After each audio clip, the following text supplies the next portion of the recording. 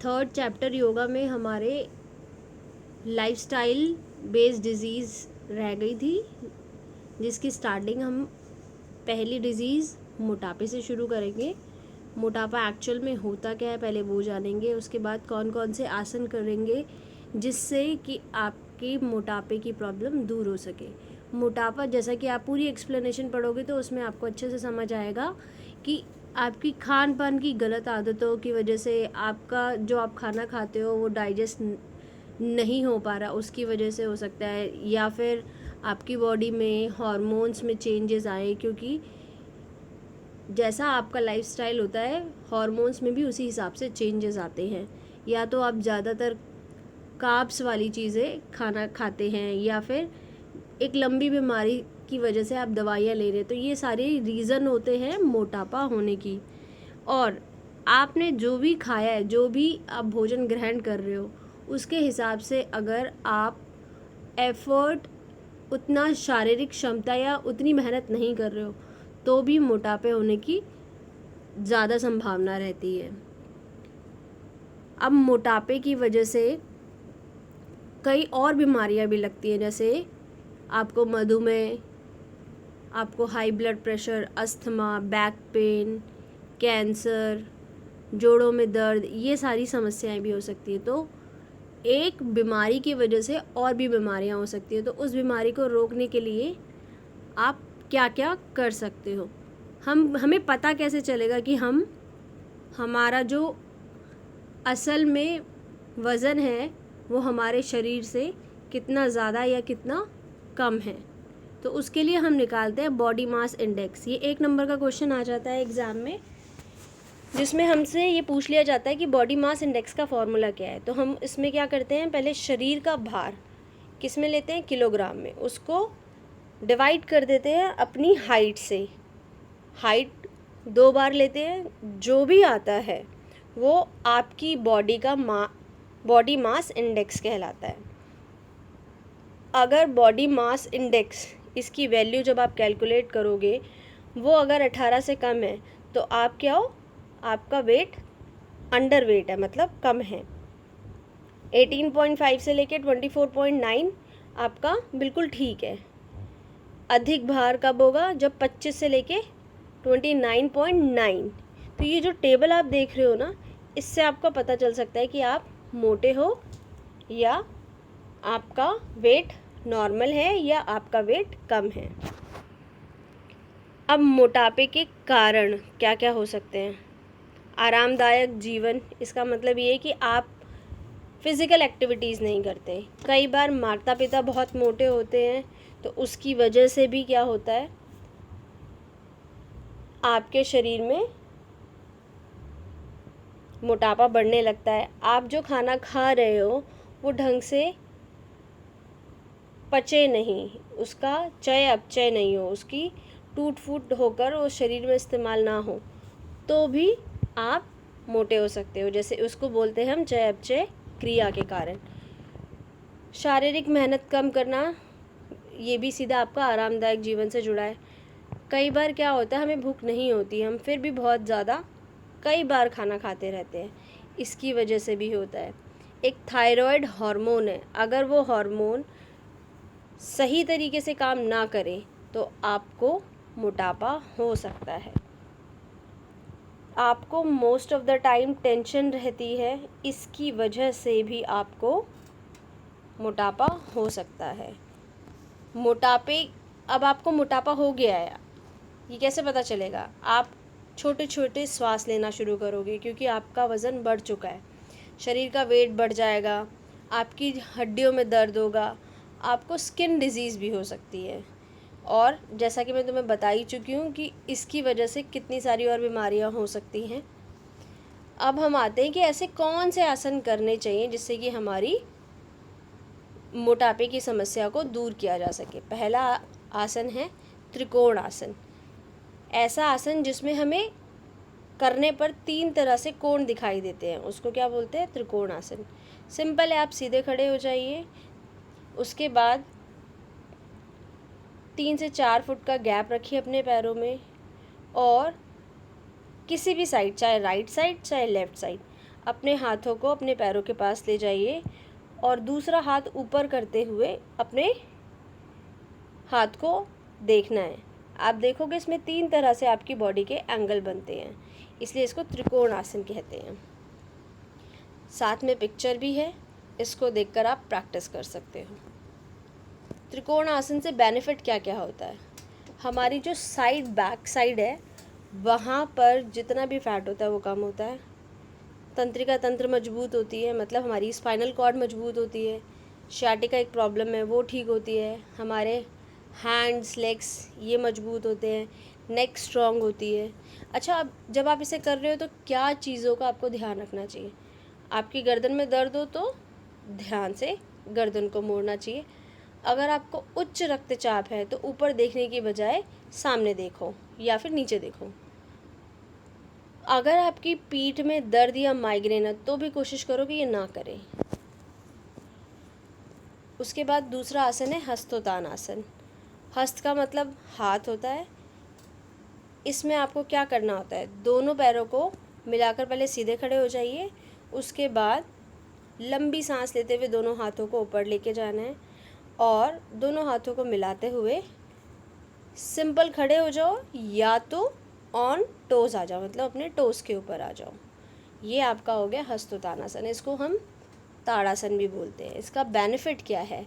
इस आसन को करने से पूरी बॉडी को क्या होता है, जब आप खींचते हो तो रिलैक्स हो जाती है। आपकी गर्दन, कंधे, हाथ का में जो थोड़ा बहुत पेन होता है उसमें रिलैक्सेशन मिलता है। आपकी कमर की फ्लेक्सिबिलिटी बढ़ती है। साथ ही साथ इस आसन से आप बच्चों की हाइट बढ़ सकती है। आपकी बॉडी में स्पेशली कमर की तरफ आपकी जो फैट होता है वो कम होता है। फेफड़ों की क्षमता बढ़ती है। आप जब टोस पे अपने आप को बैलेंस करते हो तो पिंडली, कूल्हे, हैमस्ट्रिंग जैसी जो पार्ट हैं वो क्या होते हैं, धीरे धीरे स्ट्रांग होते हैं। अब आपको सावधानियां क्या बरतनी है? जब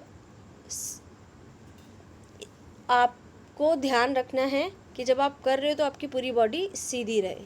अगर चोट लगी हुई है तो अवॉइड करना है। बैक पेन बहुत ज़्यादा है तो भी क्या करना है, इस आसन को नहीं करना है। तीसरा आसन अर्ध मत्स्येंद्र आसन। संस्कृत में अर्ध का मतलब होता है आधा, मत्स्येंद्र का मतलब होता है मछलियों के राजा जैसी मुद्रा बनाना। अर्ध मत्स्येंद्र में आपको क्या करना है?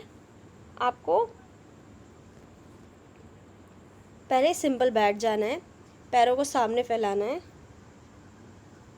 कमर की हड्डी बिल्कुल सीधी रखनी है और अपने राइट या लेफ़्ट जो भी आप पैर यूज़ कर रहे हो उसको अपने दूसरे पैर के साइड में रखना है और जो आपका पैर स्टैंडिंग पोजीशन में है उसका अपोजिट हैंड ले जाकर ट्विस्ट करना है और दूसरा हाथ जो आपका फ्री है उसको कमर पे ले जाकर पीछे की ओर देखना है, जैसा कि आप फ़ोटोज़ में भी देख रहे हो, बिल्कुल सेम ऐसे करना है।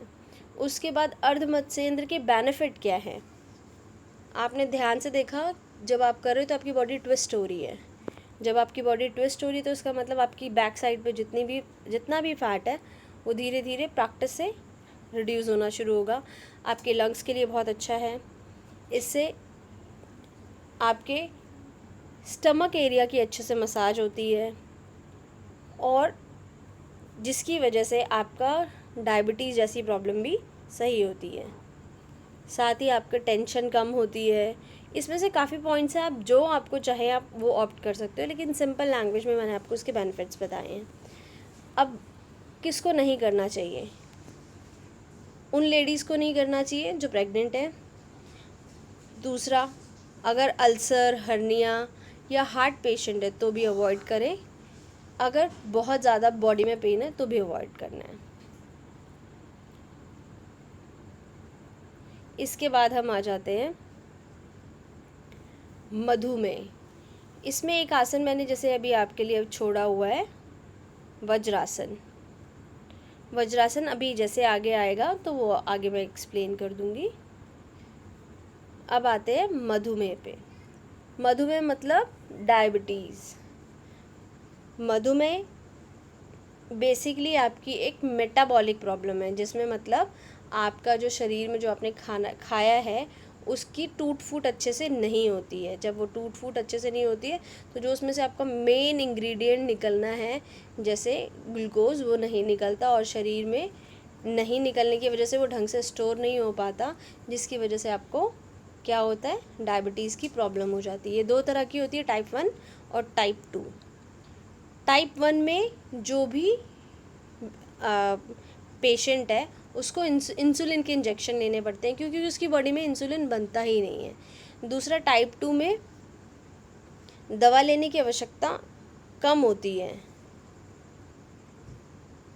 मधुमेह में क्या होता है, ज़्यादातर थकान होती है, बार बार आपको यूरिनेशन के लिए जाना होता है, आपके हाथ पैर बिल्कुल सुन्न से हो जाते हैं और डायबिटीज़ में धीरे धीरे आपकी आई साइट पर भी फ़र्क पड़ता है। आपको जो भी चोट लगती है वो जल्दी नहीं भरती, वज़न कभी कम कभी ज़्यादा भी हो जाता है और इसकी वजह से सबसे ज़्यादा जो फ़र्क पड़ता है वो किडनी पे पड़ता है, आपके दिल पे पड़ता है। ये सारी चीज़ें आपको मधुमेह में होती हैं। आपको कौन कौन से आसन करने चाहिए जिससे कि मधुमेह की प्रॉब्लम को दूर कर सके, जैसे भुजंगासन, पश्चिमोत्तानासन, पवन मुक्तासन, अर्धमत्स्येंद्र। इनको प्रैक्टिस करेंगे तो मधुमेह टाइप 2 सही हो सकता है।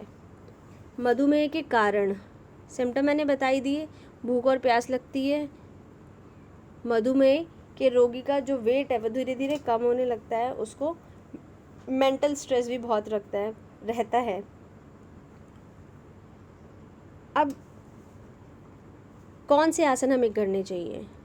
अर्धमत्स्येंद्र हम पहले कर चुके हैं, आपने मोटापे में देखा, आप वो एज इट इज़ उसको लेके यहाँ पे एक्सप्लेन कर सकते हो। भुजंगासन, भुजंगासन इसको कोबरा पोज भी बोलते हैं क्योंकि इसमें हमारे शरीर का ऊपरी हिस्सा एक सांप की तरह ऊपर उठा होता है, इसलिए इसको हम कोबरा पोज भी कहते हैं। सिंपल है, आप आराम से लेट जाइए, दोनों हाथों को अपने कंधे के पास लेकर आइए और धीरे धीरे सांस लेते हुए ऊपर उठना है, जैसे कि एक सांप फन की तरह उठा होता है। आप यहाँ पिक्चर में भी देख सकते हो। कोशिश करनी है कि आपके दोनों पैर मिले हों, दोनों पैर ज़मीन से ना उठे और जब आप इस आसन को कर रहे हो तो कम से कम 30 सेकंड से 1 या 2 मिनट तक कर सकते हैं। ध्यान रहे, जो भी आसन की प्रैक्टिस करनी है या बताना है किसी को भी, वो उसकी बॉडी की क्षमता के अनुसार ही शुरू करानी चाहिए। इससे बेनिफिट क्या क्या होता है, आप पूरे जो स्पाइन है उसको फ्लेक्सिबल, वो हमारी फ्लेक्सिबिलिटी, उसकी फ्लेक्सिबिलिटी बढ़ जाती है, साथ ही साथ हमारे लंग्स की कैपेसिटी बढ़ जाती है। जैसे अभी कोरोना चल रहा है, सबसे अच्छा है कोबरा पोज करना चाहिए, मतलब भुजंगासन करना चाहिए। थायराइड में बहुत अच्छा होता है। हमारे इंटेस्टाइन, हमारे स्टमक रीजन के लिए बहुत अच्छा आसन है। अब किसको नहीं करना चाहिए या क्या क्या हमें सावधानियां बरतनी चाहिए? जो हार्ट पेशेंट हो, जिसको हाई ब्लड प्रेशर हो, जो प्रेग्नेंट वुमेन है, जिसको बैक एक बहुत ज़्यादा है, इन ऐसे लोगों को अवॉइड करना चाहिए भुजंगासन की प्रैक्टिस को। अब नेक्स्ट है आपका पश्चिमोत्तानासन। पश्चिमोत्तानासन ये बैठकर करने वाला आसन है जिसमें हमें क्या करना होता है, दोनों हाथों को ऊपर उठाते हुए सांस छोड़ते हुए अपने हाथों को घुटने से सीधा करते हुए कोशिश करनी चाहिए कि अपने पैर के अंगूठे को पकड़े। हर किसी की क्षमता नहीं होती कि वो अपने पैर के अंगूठे को पकड़ पाए, लेकिन धीरे धीरे हमें ये कोशिश करनी चाहिए। इससे बेनिफिट क्या क्या होते हैं, इससे हमारी पाचन शक्ति स्ट्रॉन्ग होती है, हमारे पैर मजबूत होते और हमारी हाइट बढ़ती है, क्योंकि जब हम ये आसन करते तो हमारे पूरे पैरों की मसल्स खिंचती है और हम धीरे धीरे हम काम डाउन होते हैं, हमारा मस्तिष्क शांत होता है, हमारी प्रतिरोधक क्षमता बढ़ती है। किसको नहीं करना चाहिए, कौन सी सावधानियां हमें बरतनी चाहिए? स्लिप डिस्क हो या सर्वाइकल हो तो ना करें, प्रेग्नेंट लेडीज़ नहीं कर सकती, जिनको बैक एक बहुत ज़्यादा है वो ना करें, और आंतों में सूजन या आंतों में कोई समस्या हो, हर्निया हो, तो भी ये आसन अवॉइड करना चाहिए। नेक्स्ट आसन है पवन मुक्त आसन। नाम से ही समझ आ रहा होगा, पवन मुक्त आसन। इसको पढ़कर हंसना नहीं है, ठीक है। अब इस आसन को करते हुए आपको किस चीज़ का ध्यान रखना है? आपको सीधा लेट जाना है। लेटने के बाद दोनों घुटनों को मिलाकर अपने चेस्ट की तरफ लाना है और अपने दोनों हाथों से लॉक करना है। साथ ही धीरे धीरे अपनी गर्दन को उठा के अपने घुटने से टच करना है। कोशिश करना है 10 से 20 सेकंड तक होल्ड करो और अपनी ब्रीथ नॉर्मल रखनी है। बेनिफिट, आपको कब्ज़, गैस जैसी प्रॉब्लम से छुटकारा मिलता है, पाचन शक्ति बढ़ती है, आपके नीज बहुत फ्लेक्सिबल हो जाते हैं। अब किसको नहीं करना चाहिए? यदि कुछ समय पहले पेट का ऑपरेशन हुआ हो तो ना करें, हार्ट पेशेंट हो तो ना करें, हर्निया हो तो ना करें, प्रेग्नेंट वूमेन भी अवॉइड करें, और खाना खाने के बाद तो बिल्कुल भी नहीं करना है। अब ऐसी कौन कौन सी चीज़ों को और आप ऐड कर सकते हो जिससे कि आपकी डायबिटीज़ क्या हो, कंट्रोल हो? आपको रेगुलर एक्सरसाइज करनी चाहिए, अपने खाने पे स्पेशल ध्यान देना चाहिए। आपको कोशिश करनी चाहिए कि आप बहुत ज़्यादा फैटी फूड ना लें, ठीक है, जंक फूड ना लें, कार्बोहाइड्रेट्स वाला खाना ना खाएं, ज़्यादातर वो खाना खाएं जिसमें रेशा हो, ठीक है, और एक साथ इकट्ठा खाना नहीं खाना। तो इससे क्या होगा कि आपकी डाइट अच्छी होगी, आप अच्छे से एक्सरसाइज कर रहे हो तो आप डायबिटीज़ जैसी प्रॉब्लम से ईज़िली डील कर सकते हो। टेंशन नहीं लेनी, और अगर आपको दवाई दी गई है तो इन सब के साथ एक प्रॉपर गाइडेंस में दवाई भी लेनी चाहिए। अब आता है नेक्स्ट, अस्थमा। अस्थमा बेसिकली आपकी लंग से जुड़ी हुई समस्या है, जिसमें आपके लंग्स अच्छी तरीके से काम नहीं कर पाते, आपके लंग्स अच्छे से ऑक्सीजन को ले नहीं पाते और छोड़ नहीं पाते, जिसकी वजह से क्या होता है, आपकी सांस फूलने की समस्या सामने दिखती है। अब जब अस्थमा होता है तो अस्थमा सिगरेट के धुएं की वजह से भी हो सकता है, आप जो परफ्यूम लगाते हो उसकी वजह से भी हो सकता है, आपके गले में जुकाम, गले में खराश, ऐसी कई और भी चीज़ें हैं जिसकी वजह से अस्थमा बढ़ सकता है। जब आपको अस्थमा हो जाए या आपको अस्थमा से बचना हो तो कौन कौन से आसन करने चाहिए? सुखासन, चक्रासन, गोमुखासन, पर्वतासन, भुजंगासन, पश्चिमोत्तानासन, मत्स्य आसन। इसके लक्षण क्या हैं, मतलब सिम्टम्स जो आपको दिखाई देते हैं? खांसी आती है, घबराहट, बहुत छोटी छोटी आपको आप बहुत छोटी छोटी ब्रीथ करते हो, और जब आप सांस लेते हो तो सीटी जैसी आवाज़ भी आती है। आपको कंधों और पीठ में दर्द भी हो सकता है। इसका कारण क्या है? कई बार ऐसा होता है कि हमें एलर्जी होती है किसी चीज़ से, धुआं, स्प्रे, परफ्यूम की खुशबू। कई बार जो जानवर होते हैं उनकी त्वचा से भी ऐसी प्रॉब्लम हो सकती है। अब अस्थमा के निवारण के लिए कौन कौन से आसन करने चाहिए? चक्रासन। चक्रासन में हमारे जो बॉडी का शेप होता है वो डी की तरह हो जाता है, ठीक है, आपने मैथ्स में यूज़ किया होगा। आपको क्या करना है, आपको सीधा लेट जाना है। लेटने के बाद अपने हाथों को अपने कंधों के पास लेते हुए अपने हाथों और पैरों की स्ट्रेंथ को यूज़ करके अपने मिडल पोर्शन को ऊपर उठाना है, और धीरे धीरे ऊपर उठाते हुए अपनी ब्रीथ को नॉर्मल करना है। इसको आप 10 से 20 सेकंड तक करो, और उसके बाद धीरे धीरे वापस अपनी बॉडी को नीचे लेकर आना है। इसके बेनिफिट्स क्या हैं? जब आप इस आसन को करते हो तो पूरी बॉडी में आपका ब्लड सर्कुलेशन होने लगता है, साथ ही बैक ठीक होने लगती है, लंग्स का एक्सपेंशन होता है, उसमें ऑक्सीजन की मात्रा बढ़ने लगती है। अब किसको नहीं करना चाहिए? जिसको सर दर्द बहुत रहता है, हाई ब्लड प्रेशर है, या फिर कंधों में कोई दिक्कत है, क्योंकि आपने क्या करना है, अपने हाथों और पैरों की पूरी स्ट्रेंथ को यूज़ करके बॉडी को उठाना है। अगर कंधों में दर्द होगा तो आप नहीं कर पाएंगे। साथ ही साथ आपकी कलाइयाँ बहुत कमज़ोर हो तो भी नहीं करना। नेक्स्ट आसन गोमुख आसन। जैसा कि ये नाम से ही पता चल रहा है गोमुख आसन, इसमें आपकी जो पोस्चर बनेगा उसको देखकर ऐसा लगेगा जैसे किसी काऊ का मुख हो, मुंह हो। ठीक है, इसमें आपको क्या करना है, सबसे पहले अपने दोनों पैरों को सीधा करके बैठ जाना है, अपने राइट लेग के ऊपर लेफ्ट नी को रखना है और दोनों पैरों को बिल्कुल खिसका के अपने हिप से टच करना है। साथ ही साथ जो आपका लेग ऊपर है वही हाथ ऊपर से जाएगा और नीचे से दूसरा हाथ पीछे की ओर से उसको लॉक करेगा। इसे कहते हैं गोमुख आसन। आप पिक्चर में भी आराम से देख रहे हैं। अब इसको करते वक्त आपको क्या क्या सावधानियां बरतनी है। आपके अगर कंधों में बहुत दर्द है, आपके घुटनों में बहुत दर्द है, तो इसको बिल्कुल भी ना करें। बेनिफिट क्या क्या होते हैं?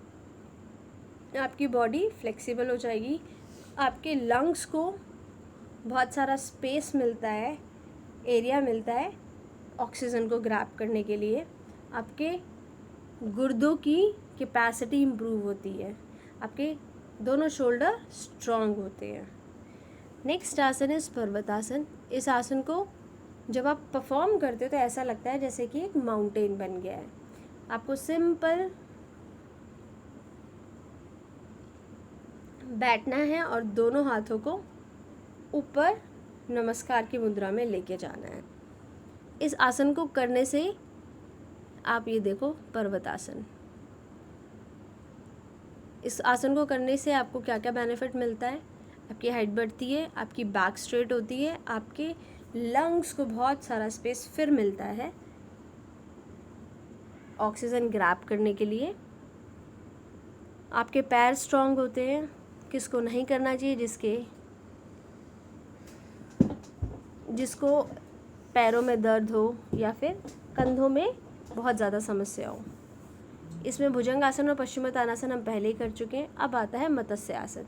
मत्स्य आसन में जो पोस्चर बनाते हैं हम, वो कुछ हद तक फिश की तरह दिखाई देता है, इसकी वजह से इसका नाम मत्स्य आसन है। अब इसको करना कैसे? आप पद्मासन में बैठ जाइए। पद्मासन में बैठने के बाद अपने दोनों हाथों को धीरे से लेटते हुए अपने कंधों के पास लेके आइए और हाथों का सहारा लेते हुए अपने सर को ऊपर उठाइए। उसके बाद आप फील करेंगे कि आपकी कमर में थोड़ा सा आर्क बन गया है और उसके बाद अपने दोनों हाथों को उठा के अपने पैर के अंगूठे पे रखिए। कोशिश करनी है कि अपनी एल्बो को आपको ज़मीन से टच करना है, तो आपकी पूरी कमर में एक आर्च बन जाएगा। इस आसन को 10 से 20 सेकंड तक करिए और नॉर्मल ब्रीथ रखना है। बेनिफिट क्या है? आपकी बैक फ्लेक्सिबल हो रही है, आपके लेग स्ट्रॉन्ग हो रहे हैं, आपके लंग्स को ऑक्सीजन के लिए बहुत सारा स्पेस मिल रहा है। क्या आपको सावधानियां बरतनी है? कोशिश करनी है कि खाली पेट ही करें। हाई ब्लड प्रेशर वाले को नहीं करना है।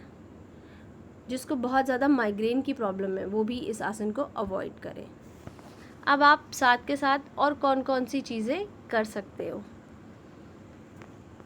आपको सारी चीज़ें एक प्लान के साथ करनी है, मेडिसिन लेना है, प्रॉपर वैक्सीनेशन लेनी है, आपको ब्रीदिंग की टेस्टिंग कराते रहना है कि कितना हमारे लंग्स की कैपेसिटी में इम्प्रूवमेंट हो रहा है। ये सारी चीज़ें आपको अच्छे से करनी है।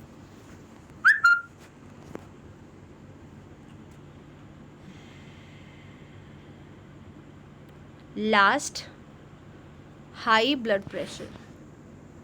हाई ब्लड प्रेशर में क्या होता है कि आपका जो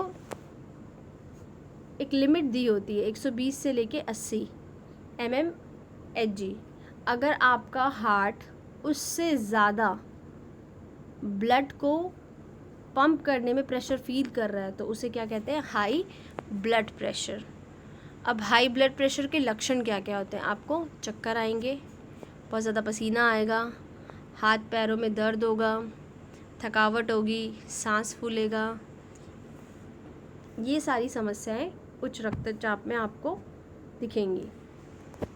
आपको कौन कौन से आसन करने चाहिए, शवासन करना चाहिए। शवासन सबसे इजी आसन होता है। इसमें आपको सिंपल लेटना है, अपने दोनों पैरों के बीच में 6 इंच की दूरी रखनी है, दोनों हाथों को आसमान की तरफ खुला रखना है जैसा कि आप इस पोज में देखेंगे, और बिल्कुल रिलैक्स होकर अपनी ब्रीदिंग पर कंसंट्रेट करना है, अपनी सांसों पे कंसंट्रेट करना है, सोना नहीं है, ब्रीदिंग पे कंसंट्रेट करना है। उसके बाद आपको क्या क्या सावधानियां बरतनी हैं। सावधानियां में आपको ध्यान ये रखना है कि आप जहाँ भी कर रहे हो वहाँ का वातावरण शवासन के लिए अच्छा हो। पता चले बहुत ज़्यादा शोर है, पोल्यूशन है, ऐसी जगह नहीं करना। और जो बहुत इंट्रोवर्ट होते हैं, मतलब जो बोलते नहीं हैं, ये नहीं करते, तो वो इस आसन को करते वक्त बहुत ध्यान से करें इसको। बेनिफिट, आपका टेंशन कम करता है, ठीक है, आपकी ब्रेन की कैपेसिटी को बढ़ाता है, आपके हार्ट की प्रॉब्लम को दूर करता है, आपकी बॉडी के पूरे स्ट्रेस को कम करता है, बॉडी में आपका ब्लड सर्कुलेशन अच्छा करता है। सुखासन, सुखासन सिंपल सिटिंग पोस्चर होता है। इसमें आपको दोनों पैरों को क्रॉस करके सिंपली बैठना होता है और अपने हाथों को ज्ञान मुद्रा में घुटने पर रखकर बैठना होता है।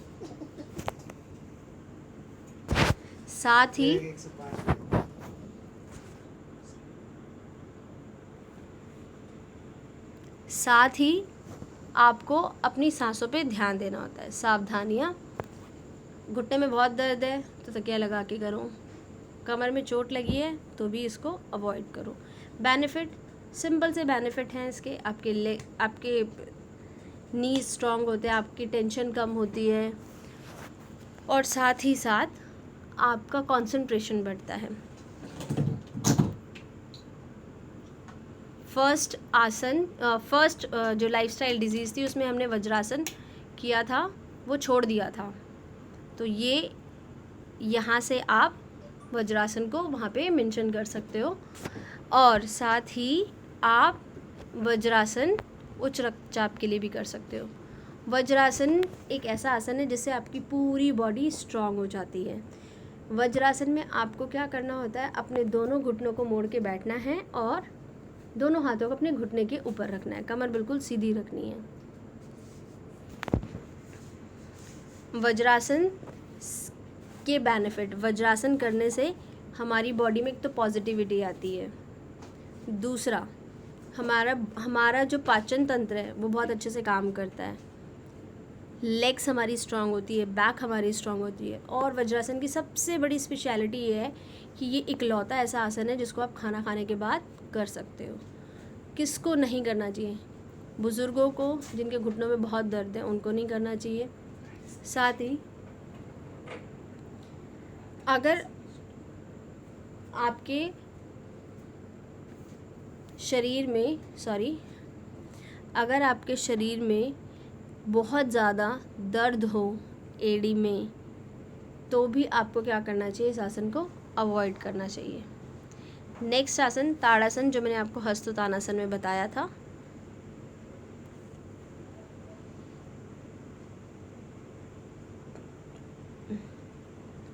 नेक्स्ट आसन जो आपको करना है अर्धचक्रासन। अर्धचक्रासन में आपको बिल्कुल सीधे खड़ा होना है और सांस छोड़ते हुए अपने दोनों हाथों को पीछे की ओर नमस्कार मुद्रा में लेके जाना है, और इस अवस्था में आपको नॉर्मल ब्रीथ के साथ 10 से 20 सेकंड से लेके 1 मिनट तक करना है। इसके बेनिफिट क्या है, इससे हमारी कमर क्या होती है, फ्लेक्सिबल हो जाती है, हैंड्स और लेग्स स्ट्रॉन्ग हो जाते हैं, स्ट्रेस कम होता है, और क्योंकि आप रक्तचाप के लिए कर रहे हो तो रक्तचाप भी सही रहता है। बेनिफिट आपको ध्यान क्या रखना है, अगर आपको माइग्रेन है तो अवॉइड करना है, प्रेग्नेंट लेडीज़ को अवॉइड करना है, और आपके कंधों में बहुत दर्द है तो भी आपको ये आसन अवॉइड करना है। इसके साथ साथ ईटिंग हैबिट में आप क्या क्या डाल सकते हो, आपको जंक फूड अवॉइड करना है, दलिया मतलब आपको जो दानेदार वाली चीज़ें हैं वो लेनी है, कैल्शियम पोटेशियम लेना है खाने में, साथ ही एक्टिव लाइफस्टाइल को यूज़ करना है, शराब, धूम्रपान, नशीली चीज़ों को अवॉइड करना है।